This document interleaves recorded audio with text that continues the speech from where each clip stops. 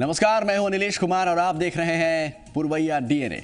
अगर आपको लगता है कि बिहार का विकास नहीं हो रहा और मुद्दों की कमी है तो आपको बता दें कि बिहार का सबसे बड़ा मुद्दा जेडीयू आरजेडी का विलय है। हो सकता है आपको लगे कि इस मुद्दे से शिक्षा या स्वास्थ्य या आपके रोजगार का कोई लेना देना नहीं है, फिर भी आपको बता दें कि यही आजकल आपका मुद्दा है।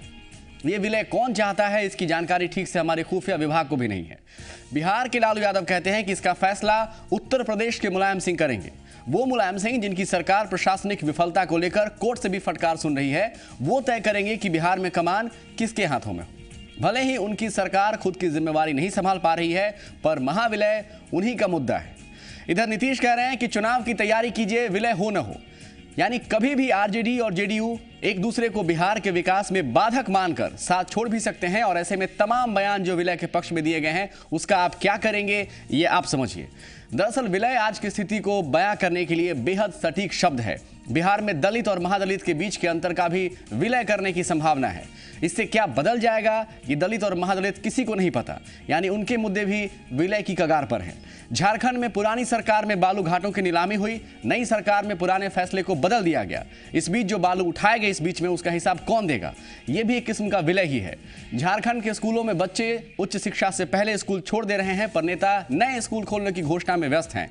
बच्चों का भविष्य और राजनीति दोनों घोषणा में विलय कर चुके हैं। तो आज डीएनए में विलय की इन्हीं अलग अलग किस्मों पर चर्चा करेंगे। तो आज शुरू करते हैं खबरों का डीएनए टेस्ट। जनता परिवार के विलय की लय बिगड़ती जा रही है। जिस शिद्दत से लालू और नीतीश ने जनता परिवार को एक करने की कवायद शुरू की थी, वो जेडीयू और आरजेडी के नेताओं के बयान के बाद खतरे में दिख रही है। विलय को लेकर दोनों पार्टियों के नेता से लेकर देखिए कार्यकर्ता संशय की स्थिति में है कि विलय होगा कि नहीं होगा। विलय की प्रक्रिया से बाहर रखे गए जीतन राम मांझी इससे बेपरवाह हैं। तभी तो देखिए उनसे जब सवाल पूछा गया कि जनता परिवार का विलय खटाई में भी पड़ सकता है सर, तो बेफिक्री से कहने लगे कि कोई बात नहीं है। चलिए कोई बात नहीं, चलिए कोई बात नहीं, चलिए कोई बात नहीं, चलिए। मांझी अब कह रहे हैं कि कोई बात नहीं है, मान लीजिए विलय नहीं हो तो कोई दिक्कत नहीं है। लेकिन आरजेडी अध्यक्ष लालू प्रसाद यादव के आज और कल के बयानों को अगर आप देखें तो संशय की स्थिति यहां भी दिख रही है। बुधवार को लालू प्रसाद ने आरजेडी कार्यकर्ताओं को संबोधित करते हुए कहा था कि कोई साथ आए या ना आए, चुनावी तैयारी में आप जुट जाइए। लालू प्रसाद के इस बयान के बाद जेडीयू में विरोध के स्वर भी तेज हो गए हैं। इसके बाद लालू प्रसाद ने सफाई दी और कहा कि महाविलय पर फैसले का अधिकार सिर्फ मुलायम सिंह यादव को सौंपा गया है और उन्हें ही इस पर फैसला लेना है। देखिए, रुपया लाओ 15 लाख रुपया हर भारतीय के खाता में जमा करो, छोड़ना नहीं है। और हम निकलेंगे 26 तारीख के बेटी के शादी करने के बाद हमको पटना में और दिल्ली में आप नहीं रखोगे। हम गांव और खेत खलिहान और स्वच्छ हो रहा तुम जाओ या नहीं जाओ, हम निकलेंगे। गांधी बाबा ने कहा था कि आगे पीछे मत दे, निकल पड़ो। लोग अपने आएंगे पीछे लगे। सिंहन के लहरे नहीं, हंसन के नहीं बात, लालन की नहीं बोरिया, साधु न चले जमात। निकलेंगे हम जानते हैं। ये सब हर बूथ पर घूम के बूथ कमेटी बना रहा है, मालूम है ना। हमारा एक बेचारा है लड़का ससुराल का, तो माथा में थोड़ा तेल डाल रहा था सर। 12 बजे रात में हमको बोला कि सर हमारा गांव में लोग कह रहे थे कि लालू बाबू को खबर करो कि सब गाँव ये सब बूथ लिस्ट बना रहा है और हम लोग का पार्टी का कोई आता ही नहीं हो। तो जाते हो यार, बेकार बात क्यों करते हो, क्यों धोखा देते हो अपनों को। पूरे बिहार से जुटना है गांधी मैदान में, और उस दिन मार्च करना है बीजेपी दफ्तर में मारा पीटी करने के लिए नहीं, आधा किलोमीटर अलग रहना पड़ेगा। सब तैयारी करके आइए कि हमारा रुपया हमारे खाता में क्यों नहीं जमा किया, कब जमा करोगे।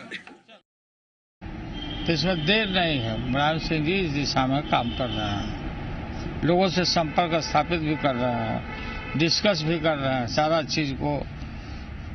और माननीय मुलायम सिंह जी जब अधिकृत हैं तो हर नेता अलग अलग लोग पूछते रहते हैं, लोग ये ठीक भी नहीं है। ये उन्हीं के द्वारा बात जाए तो अच्छी है। अलग अलग राग बजाने से कोई काम नहीं चलेगा। तो देखिए, लालू प्रसाद यादव जब उनके स्टैंड का विरोध हुआ या सवाल उठे तो उन्होंने यू टर्न भी ले लिया। लेकिन जेडीयू में अब भी कई ऐसे हैं जो खुलकर कह रहे हैं विलय तो दूर, आरजेडी से गठबंधन भी नहीं करना चाहिए। ये भी देखिए। व्यक्तिगत रूप से मेरी राय जानना चाहते हैं आप लोग, तो मैं भी इसी पक्ष का हूँ। मैं मर्जर और इसके पक्ष में मैं नहीं हूँ, नहीं होना चाहिए उनके साथ। अब पार्टी नेतृत्व तो करता है तो जो निर्णय होगा शीर्ष नेताओं का वो तो मानना होगा, लेकिन व्यक्तिगत रूप से मैं इस पक्ष में नहीं हूँ कि लालू जी से अलायंस हो। आपको याद होगा, ज्यादा दिन नहीं हुए नीतीश कुमार ने कार्यकर्ताओं से कहा कि विलय हो न हो चुनाव के लिए तैयार रहें। यानी देखिए, कहीं ना कहीं उन्होंने संकेत देने की कोशिश की थी कि बात नहीं भी बन सकती है। और ऐसी परिस्थिति में पार्टी ये ना महसूस करे कि मैदान में उतरने से पहले ही हार चुकी है या अकेले पड़ चुकी है, कार्यकर्ताओं के बीच गलत संदेश ना जाए। अब देखिए, जीतन राम मांझी कह रहे हैं कि विलय नहीं भी हो तो कोई बात नहीं है। तो क्या ये मान लिया जाए कि पार्टी अब ये मान चुकी है कि विलय के रास्ते पर चलने की संभावना लगभग खत्म है, इसलिए इन मुद्दों से आगे निकलकर चुनाव की तैयारियों पर ध्यान दिया जाए? आखिर जीतन राम मांझी अपने बयान को बदलते क्यों दिख रहे हैं? हालांकि अपने बयान से मांझी का बदलना या पलट जाना कोई नई बात नहीं है, पर यह मामला मांझी के बयान और उनकी राजनीति से आगे का है। याद कीजिए, मांझी ने कहा था कि उनकी व्यक्तिगत राय यही है कि दोनों दल अगर मिल जाए तो अच्छा होगा। और मांझी का यह बयान नीतीश कुमार या जेडीयू के किसी भी महत्वपूर्ण नेता के बयान से पहले आया था। इसलिए कहीं ना कहीं संकेत मिल रहे हैं कि जेडीयू अलग रास्ते पर चलने की तैयारी में है। और इस तर्क को इसलिए भी सही ठहराया जा सकता है क्योंकि अब आप आरजेडी का स्टैंड देख लीजिए। आरजेडी भी अपने कार्यकर्ताओं से कह रही है कि वो चुनाव की तैयारी करे और किसी भी परिस्थिति के लिए तैयार रहे।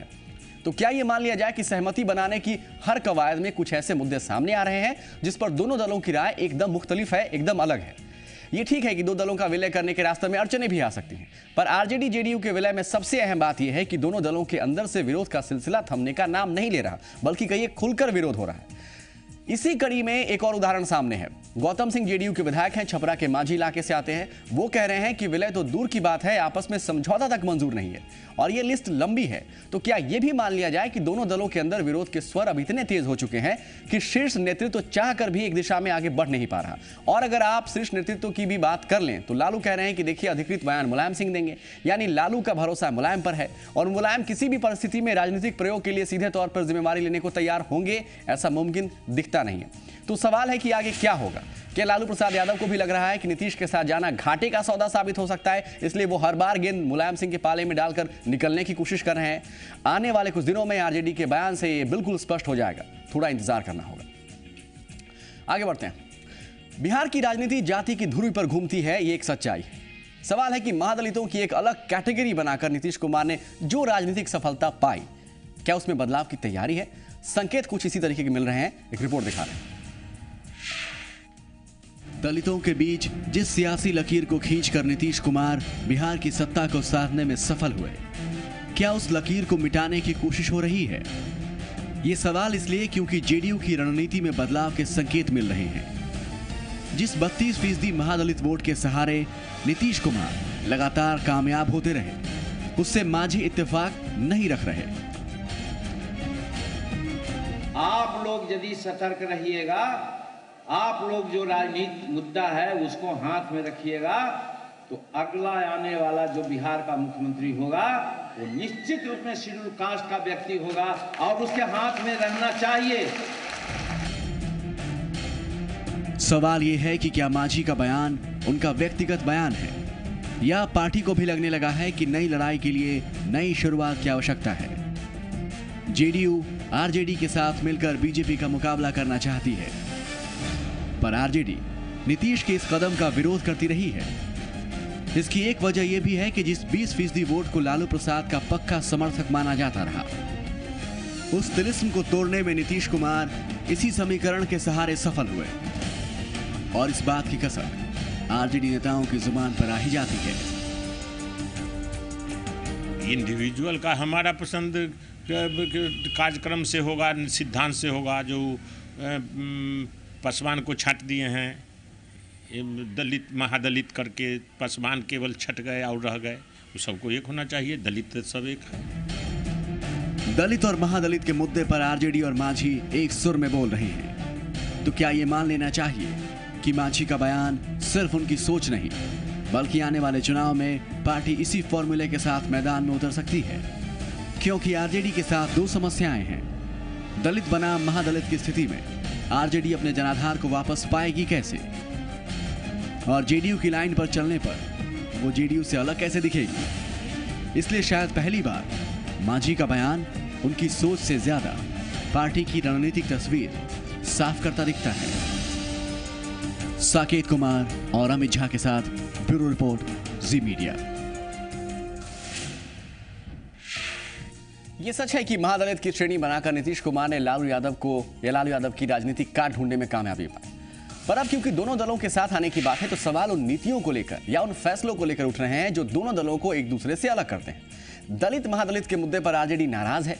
सवाल है कि फिर साथ आने की सूरत में क्या होगा। क्या यह मान लिया जाए कि नीतीश कुमार इस मुद्दे पर आरजेडी के साथ जा सकते हैं, दलित महादलित को एक ही समझा जाएगा? देखिए, हो भी सकता है, क्योंकि नीतीश जी ने जो दाव खेला उसमें वो सफल हुए। आखिर उनका मकसद लालू को सत्ता से हटाना था, ऐसा हुआ भी। और अब जब लालू यादव के साथ आने की बात हो रही है, तो हो सकता है जेडीयू अपने स्टैंड को बदल दे और नीतीश जी दलील भी दे सकते हैं कि भाई हमने महादलितों का इतना विकास कर दिया कि वो दलितों के बराबर खड़े हो गए। इससे होगा ये भी कि आरजेडी को भी शांत कर पाएंगे, दलितों को खुश कर पाएंगे और महादलितों में भी अच्छी छवि बनी रहेगी। इसलिए आगे अगर ऐसा हो तो इसमें आश्चर्य की बात नहीं होनी चाहिए। तो जेडीयू एक तीर से तीन निशाने साध सकती है। छोटा सा ब्रेक, कहीं मत जाइएगा।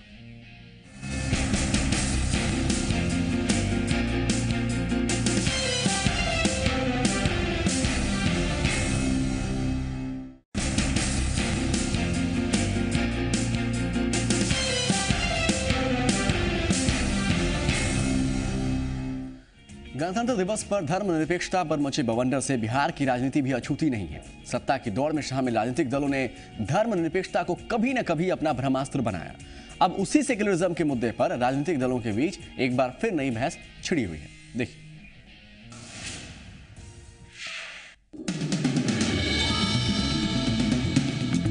धर्मनिरपेक्षता यानी भारतीय राजनीति का महामृत्युंजय जाप। अब की बार यह जाप शुरू हुआ गणतंत्र दिवस पर अखबारों में छपे एक विज्ञापन पर गहराए विवाद के बाद। शिवसेना नेता संजय राउत ने लगे हाथ संविधान से धर्मनिरपेक्ष और समाजवादी शब्दों को स्थायी तौर पर हटाने की मांग कर डाली। दलील ये कि दोनों शब्द मूल संविधान की प्रस्तावना में नहीं थे, बल्कि 42वें संविधान संशोधन में जोड़े गए थे। इस विवाद के बीच सेक्युलर सियासत की दुहाई देने वाली और मोदी लहर से घबराई कांग्रेस भी अब धर्मनिरपेक्षता की नई परिभाषा का जाप कर रही है। कांग्रेस समाजवाद में विश्वास करती है, हम लोकतंत्र में विश्वास करते हैं। ये हमारी बुनियादी सिद्धांत हैं और इन सिद्धांतों पर ही हम आगे चलेंगे। लेकिन कई जगह पर अगर ये दिखने लगा या ये दिखाने की कोशिश की गई कि हम अमुक वर्ग के ही समर्थक हैं, बाकी लोगों के लिए हमारे पास जगह नहीं है, उससे कहीं न कहीं हमें नुकसान हुआ। लेकिन जब व्यापक स्तर पर इस पर चर्चा होगी तो निश्चित रूप से पार्टी इस संबंध में अपने अधिवेशन में निर्णय लेगी। ये हिंदुस्तान है और हिंदुस्तान का हिंदू ही सेकुलर है, तभी ये हिंदुस्तान है। क्योंकि 80% पॉपुलेशन है, तो जाहिर सी बात है कि जब वो अपने भाई को बगल में खींचना चाहेंगे तभी ना ये हिंदुस्तान बना रहेगा। भारतीय राजनीति में धर्मनिरपेक्षता की झंडा बरदार रही कांग्रेस ऊहापोह में है। भारत के सियासी इतिहास के सबसे बुरे दौर से गुजर रही बिहार कांग्रेस के सामने एक और हार की गहरी खाई है, तो दूसरी ओर मोदी लहर का प्रचंड पहाड़। फिर भी कुछ पुराने नेताओं का मंसूबा है नई शक्ति से पुराने राग को अलापने का। धर्मनिरपेक्षता मूलभूत सिद्धांत है कांग्रेस का और वो आधार मेरा है, वो रहेगा। बीजेपी का मानना है कि सेक्युलर का अर्थ धर्मनिरपेक्षता है, अल्पसंख्यक परस्ती तो कतई नहीं। सवाल भी उठाते हैं कि मजहबी सब्सिडी अगर सेक्युलर है तो इसका विरोध फिर सांप्रदायिकता कैसे? यहाँ तो हर एक आदमी सेकुलर है। इंडिया में जो भी पैदा हुआ है वो सेकुलर है। हिंदू, मुस्लिम, सिख, ईसाई सब पैदा हुआ है यहाँ पर, तो यहाँ पर सेकुलर है। इसकी राजनीति करने में इसमें राजनीति का कोई गुंजाइश नहीं है। लोग राजनीतिक रोटी इस पर सेकना चाहते हैं। धर्मनिरपेक्षता भारतीय राजनीति का वो फास्ट फूड है जिसका गाहे बेगाहे इस्तेमाल कर राजनीतिक दलों ने सत्ता स्वाद का सुख लिया। सत्ता सुविधा के हिसाब से सांप्रदायिकता की लकीर मिटा दी और जब जरूरत पड़ी धर्मनिरपेक्षता की लकीर खींच दी। आनंद अमृतराज, जी मीडिया, पटना। तो नेताओं से मिलने से पहले सोच समझकर बयान दीजिएगा, वरना कोई भी कॉलर पकड़कर आपको धर्मनिरपेक्ष के बदले सांप्रदायिक करार देने में देरी नहीं लगाएगा। छोटा सा विराम, कहीं मत जाइएगा।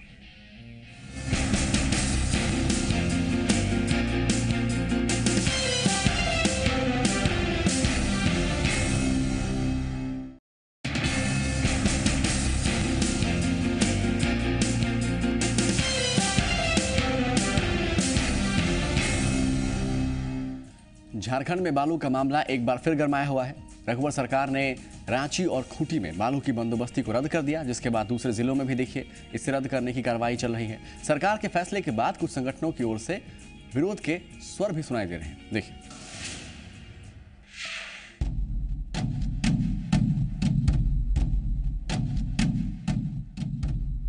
झारखंड में एक बार फिर बालू का मुद्दा तूल पकड़ रहा है।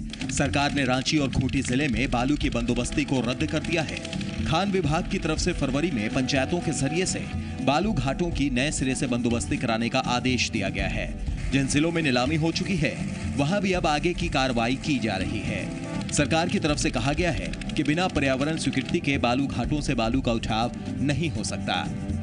रघुवर दास जी के नेतृत्व में जो सरकार आई, 1 महीना के अंदर ही इस पर कदम उठाया है। तो अब ये बालू घाटों की नीलामी पंचायत समितियों के माध्यम से होगा और उसकी नीलामी का 80% आमदनी उसी पंचायत समिति के अंतर्गत खर्च होगा, 20% राज्य सरकार को मिलेगा। तो एक बहुत बड़ा क्रांतिकारी कदम है। राज्य सरकार ने 12 जिलों के 150 बालू घाटों की नीलामी रद्द कर दी है और खान विभाग की तरफ से बालू घाट लेने वाली कंपनियों से चालान वापस लेने के निर्देश जारी कर दिए गए हैं। सरकार के फैसले के बाद रांची और खूंटी जिले में बालू का उठाव बंद हो चुका है, जिससे निर्माण कार्य पर असर पड़ रहा है। सरकार के फैसले का विरोध कर रहे लोगों का कहना है कि बिना वैकल्पिक व्यवस्था किए इस तरह के फैसले नहीं लिए जाने चाहिए। स्पष्ट आदेश है कि बिना इन्वायरमेंटल क्लियरेंस के लिए बिना बालू घाट से किसी भी तरह का उठाव नहीं होगा। और इन्वायरमेंटल क्लियरेंस किसको लेना है? झारखंड सरकार को लेना है, खान विभाग के अधिकारियों को लेना है। तो वो तो आज तक सोए रहे हैं। अब सरकार आई, जब सक्रिय हुई तो उन्होंने बोला कि रद्द कर दिया। तो इन्होंने अपना पीठ थपथपाने के लिए मुख्यमंत्री से रद्द तो कर दिया, वैकल्पिक व्यवस्था क्या है? और हम लोग चाहते हैं कि जनता इसमें न पिसे, जनता को वाजिब रेट में बालू अवेलेबल हो ताकि विकास कार्य जो है वो बाधित नहीं हो। झारखंड में बालू पर बवाल पहली बार नहीं हुआ है।